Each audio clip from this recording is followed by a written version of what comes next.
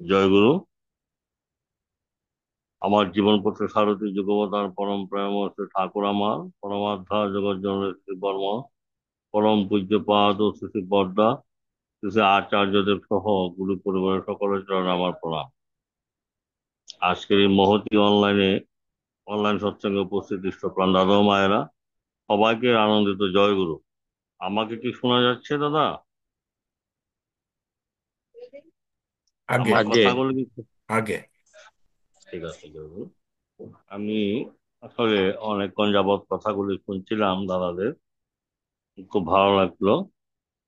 আজকে দেখেন ঠাকুর অনুকূলচন্দ্র যা বলছেন, এগুলি আমরা জানি, প্রত্যেকটা কথাই কিন্তু অতীব জরুরি, কিন্তু আমরা সমস্যাটা হচ্ছে আমরা মানতে পারছি না। ঠাকুর বিশেষ করে বলেছেন বিশ্বাস, নির্ভরতা, আত্মত্যাগ, এই তিনটি হচ্ছে বীরত্বের লক্ষণ। আমার যদি বিশ্বাসই না থাকে, তাহলে আমি জীবনে বড় হতে পারবো না, এগিয়ে এগিয়ে এগিয়ে যেতে পারবো না। অবিশ্বাস ক্ষেত্রে কথা তো অনেক বলা হয়েছে, শুভরায়ও বলেছে, যদিও নেটওয়ার্কের প্রবলেম, তারপর বলার চেষ্টা করেছি। কিছুদিন আগে আমি একটা উম, আলোচনা শুনলাম, ওই জন্য অবিন দাদার আলোচনা শুনে বিশ্বাস ও বিশ্বাসের ব্যাপারটা নিয়ে আলোচনা করছিলেন তিনি। এক দাদা, আমাদের গুরুভাই, সে সুপারির ব্যবসা করে। ওনার ব্যবসা করে খুশির মধ্যে যে টাকা পয়সা এগুলো ছিল, উনি ব্যবসা করে বাড়ি যাবে, এর মধ্যে ইতিমধ্যে প্রোগ্রাম পেয়েছেন, উনি দেখলেন প্রোগ্রাম, এখানে গিয়ে বসছেন।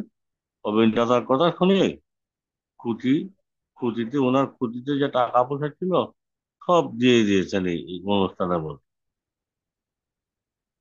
তারপর তিনি বাড়ি গেলেন, গিয়ে বউকে বললেন এই ব্যাপার। বউ বললেন, সব টাকা যে দিয়ে এসেছেন, কালকে ব্যবসা করবেন কি করে? ঠাকুরই করাবেন। উনি খাওয়া দাওয়া করে ঘুমিয়ে পড়েন। পরের দিন সকাল, উনি বাজারে আসলেন, এসে খবর পেলেন যে ট্রেনটা করে, যে ট্রেন নিয়ে, যে ট্রেনে মালামাল আসে, সেই ট্রেনটাই আসে নাই বাজারে। তো আসে না তো আসেই নাই।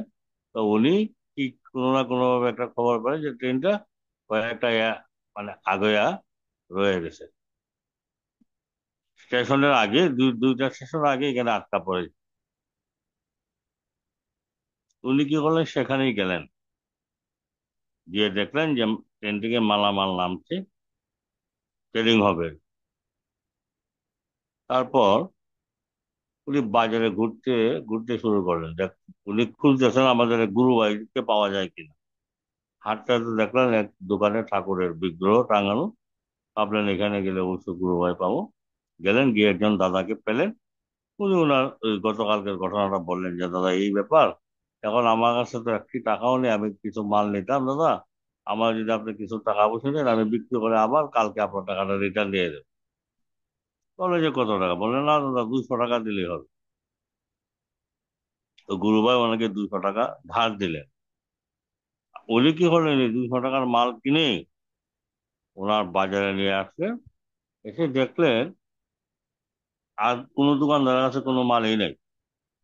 তো উনি মাল নেওয়া মাত্রই বিক্রি করে ফেলেন, এবং দামও একটু বেশি দামে বিক্রি করে ফেললেন।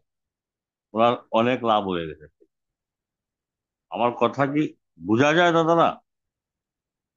আগে আগে অনেক লাভ হয়ে গেছে, কারণ বাজারে তো আর কোনো দোকানদার নেই, উনি একাই। সেই দিনটা অন্যরা তো জানে না যে ট্রেনটা দুইটা স্টেশন আগে ট্রেনটা আটকা পড়েছে, এই খবরটা উনিই পেয়েছেন। ওই যে গুরুর প্রতি বিশ্বাস থাকলে কি হয়, এটার একটা দৃষ্টান্ত উদাহরণ আমি কিছুদিন আগে এই কথাটা শুনেছি। উনি সেই মালটাল বিক্রি করে ওনার 200 টাকা রেখে দেখলেন গতকালকে যে উনি মূল মানে যে টাকাগুলো দিয়েছিলেন, এর থেকে আরো বেশি টাকা ওনার কাছে হয়ে গেছে।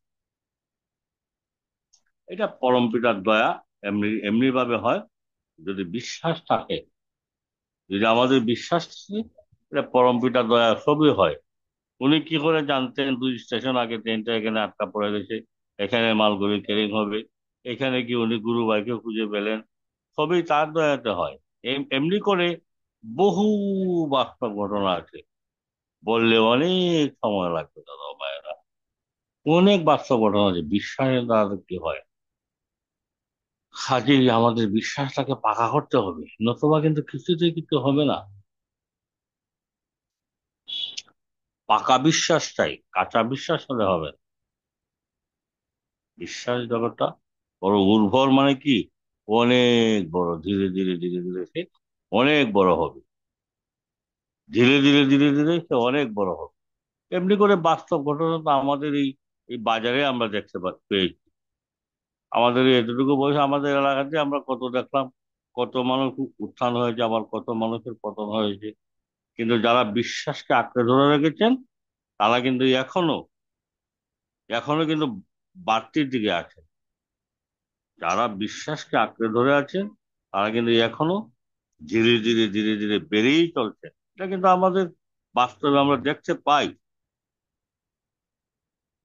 আর অবিশ্বাসী যারা, তারা একেবারেই ভেঙে পড়েন। এটা আমরা দেখতে পাই, পেয়েছি, দেখতে পাচ্ছি। কাজেই দেখেন, ঠাকুর যে অমূল্য কথাগুলো আমাদেরকে দিয়েছেন, আজকে অনলাইন সত্যকের মাধ্যমে আমরা জানতে পারছি, শুনতে পারছি। কিন্তু দুঃখের বিষয়, আমরা বুঝে উঠতে পারছি না।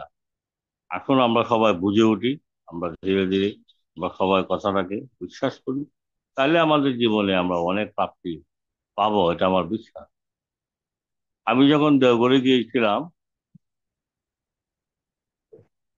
পূজনীয় বর্তমান আচার্য ছিলেন দায়িত্বে, এই কথাটা আমি আরো বলেছি কয়েকদিন, আজকে একটু বলছি। বললেন, এক দাদা এসে বললেন, আগে বউ ভালোবাসে। হুম, দাদা বলে, বেশি করে ভালোবাসেন বউ? বাসি, তবুও কাজ হয় না। কি ভালোবাসেন? বাড়িতে গিয়ে দেখলেন বউটা রান্না বান্না করেনি, রেগে মেগে অস্থির হয়ে গেলেন। এক্ষেত্রে আপনি যদি রান্না বান্না করে ওকে ডাকিয়ে নেই, তোমার কি কোনো সমস্যা হয়েছে নাকি? ওটা, আমি রান্না করেছি, একসঙ্গে খাবো। হয়তো বউ আপনার কথা না শুনে পারবে না। তাইলে নিঃস্বার্থভাবে ভালোবাসতে হবে, ওই ঠাকুরের কথা। ঠাকুর বলছে নিঃস্বার্থভাবে সবাইকে ভালোবাসে। তা আমরা যদি নিঃস্বার্থভাবে সবাইকে ভালোবাসি, তাহলে আমাদের কথা সবাই শুনবে। এটা একটু চিন্তা করে দেখবেন কথাটা আসলেই সত্য কিনা। আমরা একটু ভাবলে কিন্তু বুঝতে পারি, আমরা কিন্তু মানুষকে স্বার্থের জন্য ভালোবাসি। আমার স্ত্রীকে আমি ভালোবাসি, সে আমাকে সেবা দেবে। আমার সন্তানদেরকে আমরা বা- ভালোবাসি, সন্তানদের পিছনে খরচ করতেছি প্রাপ্তির আশায়, যে ওরা বড় হয়ে আমাদেরকে দেখবে। ওরা আমাকে কি দেখবে? যিনি দেখভার তিনি তো আসেনি। এখন তো বলছেন, ভাবছো বসে চলবে কি সে? তুমি ভাববার কি? যিনি ভাববার তিনি ভাবছেন, তুমি ভাবো তাকে। আমরা যদি তাকে ভাবি, তাহলে আমাদের সব হয়ে যাবে। উনি কিন্তু আমাদের জন্য দিন রাত ভাবছেন, ভাবনাতে আছেন, থাকবেন। তাই ঠাকুর বলেন, করহ পাও, করাই পাওয়ার জননী, না করে যে পেতে চায়, দুঃখ তার পিছু ধায়। এখন আমি যদি বিশ্বাসী না হতে পারি, তাহলে আমাকে কে আমাকে জিজ্ঞেস করবে?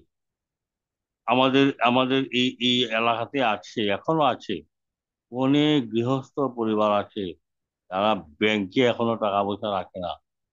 ওই যে বাজারে মহাজনরা আছেন, বিশ্বস্ত মহাজনরা আছেন, তাদের কাছে টাকা পয়সা, বউ, মেয়ে ছেলেদের স্বর্ণ গয়না, এগুলো কিন্তু জমা রাখেন।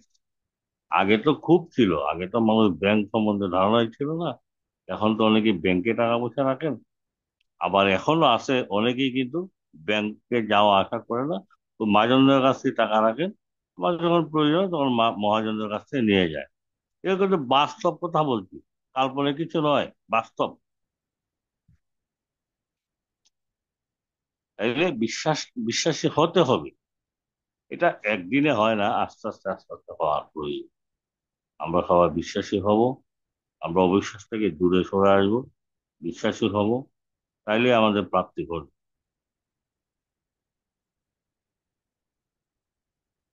এই বিশ্বাস, আমাদের যে এই যে কুমুদ দাস দাদা, একজন স্পিয়ার, ওনার গল্প অনেক বলেছি বহু আগে, ইদানিং সব বলা হয় খুব কমই। ঠাকুর অনেক ভক্তদেরকে নিয়ে বসে আছেন, আমি কি আর একটু বলবো নাকি দাদা শর্ট করে ফেলবো? পরবর্তী বক্তা কি আরো আছেন?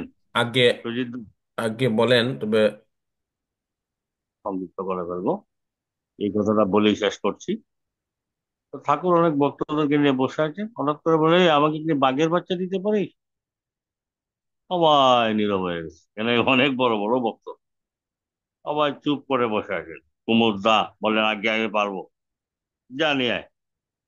কুমুদ দা ঠাকুরকে প্রণাম করে চলে গেছেন পাহাড়ে।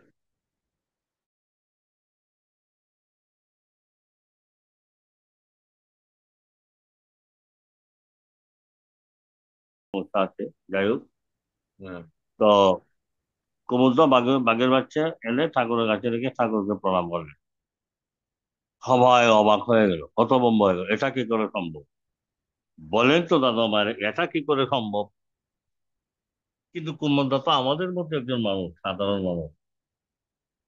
ওনার বিশ্বাস ছিল, ঠাকুর বলছেন আমি আমি করার কে, তিনিই তো আমাকে দিয়ে করাবেন। ওই বিশ্বাসের কারণে উনি এটা করতে পেরেছিলেন। এমনি করে কুমোরদার জীবনে বহু ঘটনা আছে। যাই হোক, সেটা আরেকদিন দেখা হবে, কথা হবে, আরেক অন্যদিন বলবো। ঈশ্বর দাদা মায়েরা, আমি আর আমার কথা বাড়াচ্ছি না। সবাই ভালো থাকুন, সুস্থ থাকুন, সকলের সার্বিক কল্যাণ হোক। আমাদের শুভ রায় দাদা, ওনার ব্যক্তি এবং দম্পতি, ওদের মনের আশা ঠাকুর পূরণ করুক, ঠাকুর কাছে প্রার্থনা জানাই তথা বিশ্বের সকলের সর্বাঙ্গীন কল্যাণ ঠাকুরের জন্য প্রার্থনা জানিয়ে আমি আমার কথা এখানে রাখছি। সবাইকে জয় গুরু। জয় গুরু। আমাদের দিনাজপাল দাদা।